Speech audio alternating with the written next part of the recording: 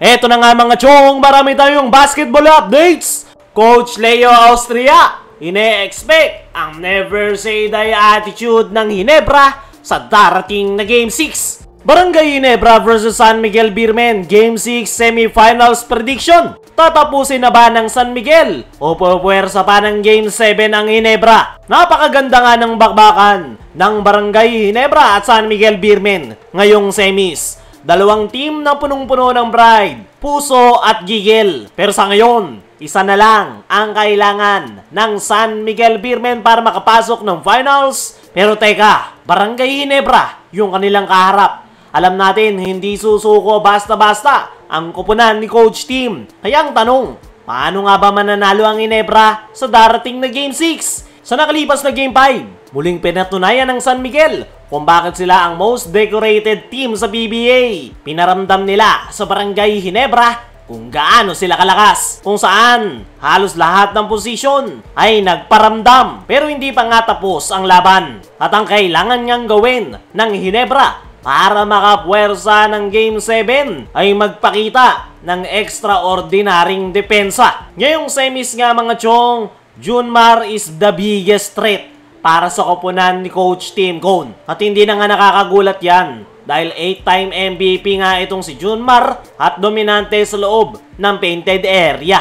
Pero hindi lang si Junmar ang kailangang tutukan ng Barangay Ginebra. Maraming mahuhusay na player ang San Miguel. Mula starting 5 hanggang bench player ay meron silang mahuhugot. Kaya naman, kailangang maglatag ni Coach Tim ng defensive game plan para mapigil ang mainit na opensa ng SMB. At dyan nga masusubukan kung gaano nga ba kahusay si Coach Tim pagdating sa defensive game plan. Kailangan nilang mapigilan si Junmar at the same time ay wag hayaang uminit yung ibang mga locals. Yung nakikita nga natin na po pwedeng gamiting depensa ni Coach Tim ay hybrid man-to-man zone. Sa depensang yan ay madidepensahan pa rin nila si Junmar sa ilalim at the same time yung mga gunners ng SMB. Kailangang maging malikot ng Ginebra pagdating sa depensa para magulo yung opensa ng San Miguel. At kung magagawa nila yan ng maayos, malaki yung chance na mapipigil nila ang SMB.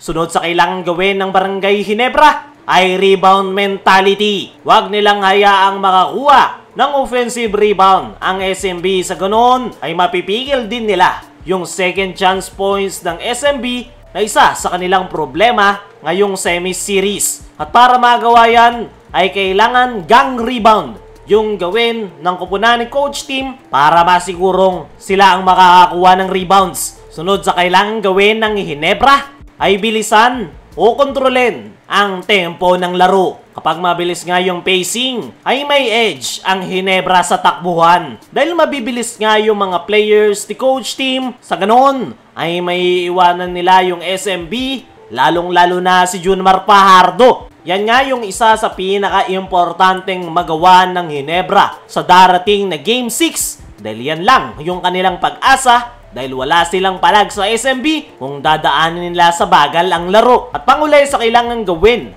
ng Barangay Ginebra ay limit turnovers at foul trouble. Isa yan sa malaking problema ni Coach Tim sa kanyang kupunan. Yung mga unforced turnovers at mga early foul ni Japet Aguilar ang dahilan ng kanilang pagkakatalo. At kung gusto ng Ginebra na manalo, ay hindi na po pwedeng maulit yan. Disiplina ang kanilang kailangan. Every possession counts, lalo na do or die game na ang laro para sa kanila. Pagdating naman sa San Miguel Beermen, kung gusto nilang tapusin ang series, ay ang kailangan nilang gawin ay bagalan ng tempo ng laro. Ngayon healthy na si Junmar Fajardo, ay wala ngang player si Coach Tim na makakapigil sa kanya sa loob ng painted area. Once na mabagal ang pacing, ay mahihirapan ang Ginebra kay Junmar at mapipilitan silang mag-double team at dun na magkakaroon ng opening sa kanyang mga teammates. At para sa ating game prediction mga chong, ay expect nyo na babawi ang Ginebra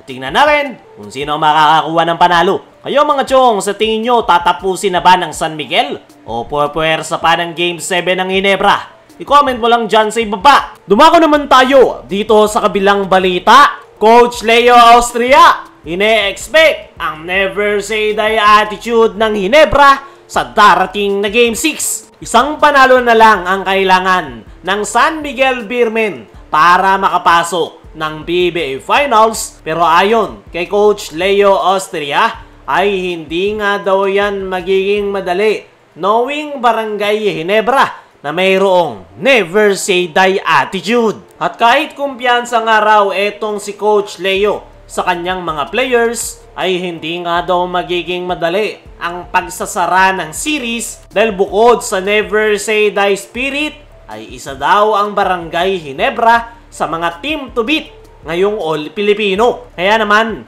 hindi pa nga rin daw nila kinakount out ang Ginebra at kailangan pa rin daw nilang ibigay yung kanilang best sa darating na Game 6 para masigurong papasok na sila ng finals. Para sa akin mga chong, ay agree ako sa sinabi ni Coach Leo. Hindi basta-basta magpapatalo ang Barangay Ginebra, lalong-lalo na etong si Coach Tim Cone. Kaya naman i-expect nyo na mas magiging aggressive ang Ginebra dahil ibibigay nila ang best para ma-extend pa ang series.